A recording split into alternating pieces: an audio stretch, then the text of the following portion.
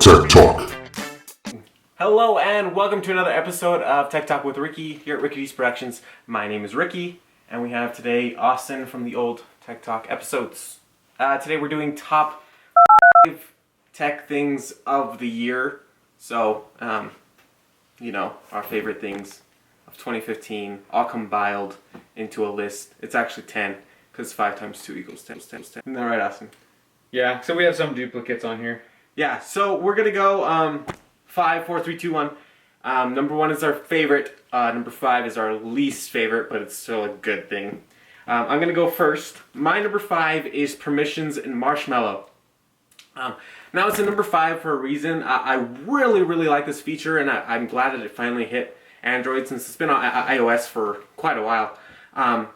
But it's on Marshmallow, so not every device is going to get it, because you know how it is. So that's why it's number 5, but it's still a really great feature. I've had 2 devices that use it already, and I already love the feature, and I'm hoping more and more developers actually partake in using this, actually letting users choose what permissions people want to use. I've already denied a ton to a lot of apps, so it's really nice. Your number 5? Yeah, my number 5 was the Microsoft Xbox One. Mostly because I didn't know what to put as my number 5, but I ended up deciding if I was going to get a game console that probably was going to be the seller for the year. I think they have the advantage over the PlayStation 4 right now. So, Any specific reason why? I've always been an Xbox fan. Yeah. I've always been with them. I was PS2 back in the day, but since Everybody lately, was. Everybody was PS2 back then. Now I'm Xbox, and it's just better to stay that way. Yeah. It just impressed me this year. Okay, for my number 4, I have the Sony MDR XB950BT Extra Bass. Longest fucking thing on the planet. Anyways, there's some awesome Bluetooth headphones that I got over Black Friday. They were like half off. Extra bass, super good for bass. There's an extra bass option, which I really like, with a couple specific songs that I like to listen to. And if you have that on, it washes out the rest of the music, but you can always turn that off. But it's still super good. And they're Bluetooth, super comfortable padding as well. I just really like them. Yeah, so my number 4 ended up being, and this was a very specific TV because I don't normally put TV in my top tech, but the Samsung 65-inch curved 4K Ultra HD TV. And this one was definitely on the list because 4K is kind of the new big thing, so moving into that, I figured I might as well add a TV that had that. And that's the one that impressed me the most this year, was the one by Samsung. It just looks really, really good on the display and everything, and it's loud. It's a loud TV. So.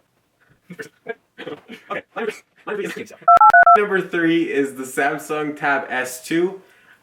This is a tablet that I feel kind of didn't have too much of a release. I don't feel like a lot of people know about it.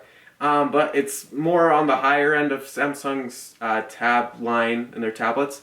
It's got a pretty good processor, really awesome screen, AMOLED obviously.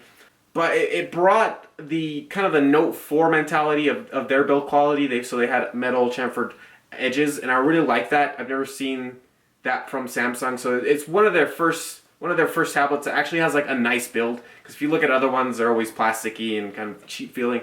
This one really stepped up their game that way. It also had a really awesome screen. Also, and I have to give credit to Samsung just in general for being like one of the first to have this multitasking in Android.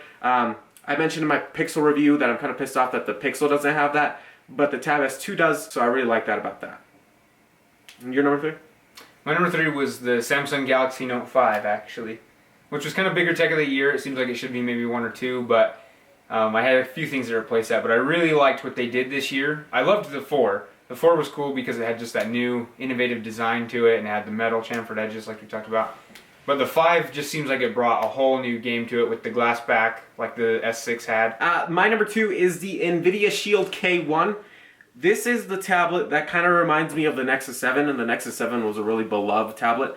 This is the Nvidia Shield. So this was the original. The K1 basically brought the same exact tablet without a stylus and no charger in the box. They basically kind of stripped it. But it still brought a great price of $200, and it still had the same great processor, same great screen. Basically the same exact tablet without a stylus for only $200. So it was a really good price, really good tablet, and I really like that. My number 2 was the Nexus 6P for this year.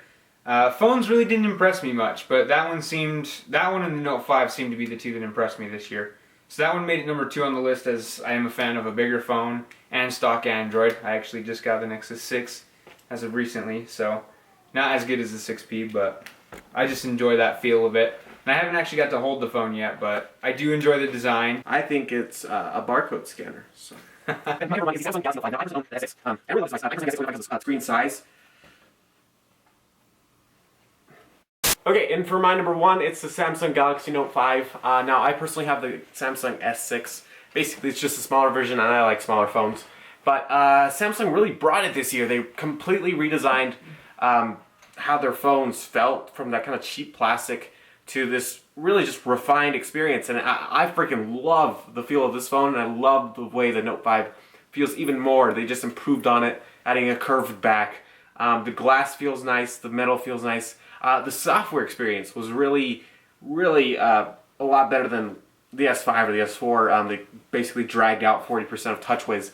So it felt a lot more cleaner. I just really liked what Samsung did this year, just in total. If you watch our Tech Talk number 8 from last year, or earlier this year actually, we say the exact same things that they should have done, they did them. So, you can thank us for that. Just so you know. Google was listening on that one. No, Samsung was. We control Samsung, so. Yep. Alright, my number 1 was the Microsoft Surface Pro 4.